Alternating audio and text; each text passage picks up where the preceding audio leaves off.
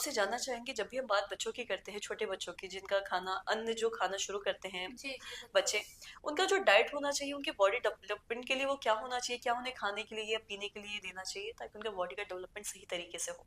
ठीक है, ये बहुत अच्छी बात आपने पूछी है क्योंकि बच्चा जब जन्म लेता है तो उसका पहला आहार होता है माँ का दूध। माँ का दूध पे ही हम लोग बच्चे को रखते हैं, लेकिन 4-5 महीने होने के बाद से बच्चों को पूरक आहार देना स्टार्ट कर देते हैं।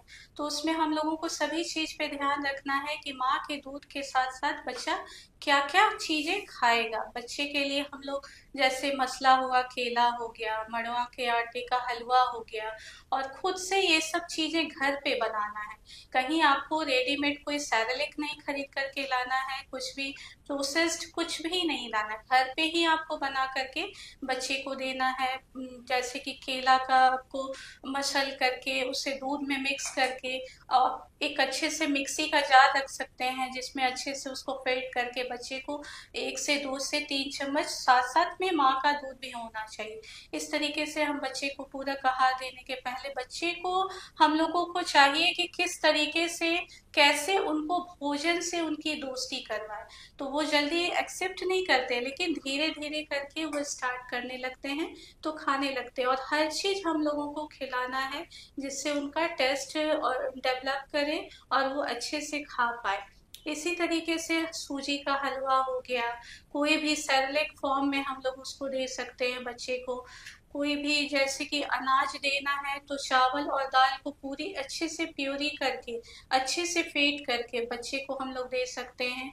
मछली, अगर बच्चे आप नॉन वेजिटेरियन फैमिली से हैं तो मछली का पेटी, उसको भी अच्छे से उसमें मिक्स करके दे सकते हैं। इस तरीके से बच्चे को हम लोगों को पूरक आहार के समय प्लानिंग करना है कि कैसे बच्चे को खिलाएं।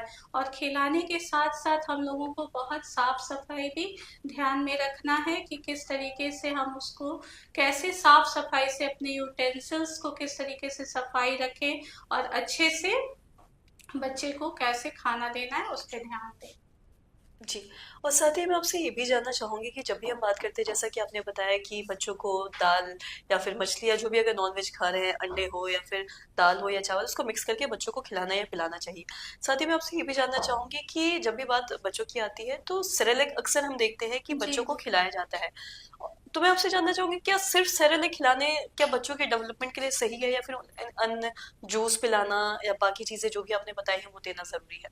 देखिए, बाकी इन जो भी चीज़ें हैं, वो हम देख रहे हैं, उसके बारे में जान रहे हैं और खुद से उसको प्रोसेस कर रहे हैं बच्चे को खिलाने के लिए।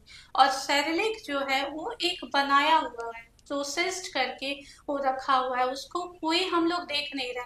हमारे लिए 100 ग्राम और 200 ग्राम सेरेलैक तो रेडी हो नहीं रहा, वो एक बल्क मार्केटिंग पे काम हो रहा है, बहुत बड़े प्रोसेस यूनिट से वो गुजर रहा है, और वैसा आहार बच्चे को देंगे तो कहीं ना कहीं यही सब गलती हम लोग आज मतलब इस जनरेशन में कर रहे हैं, जिसके वजह से आगे चल करके बच्चों में बहुत सारे इम्यूनिटी को डिक्रीज देखा जा रहा है, बहुत सारी बीमारियां हो रही हैं। इसीलिए सेरेलैक हम प्रेफर बहुत नहीं करते हैं। अगर आप कहीं ऐसे फंसे हैं जहां आपको कोई चीज नहीं मिल रही है, तो वो बात अलग है कि हम खरीद करके खिला दिए, लेकिन वो ऐसे नहीं करना है। आपको खुद से ही अपने घर में ही बनाना है।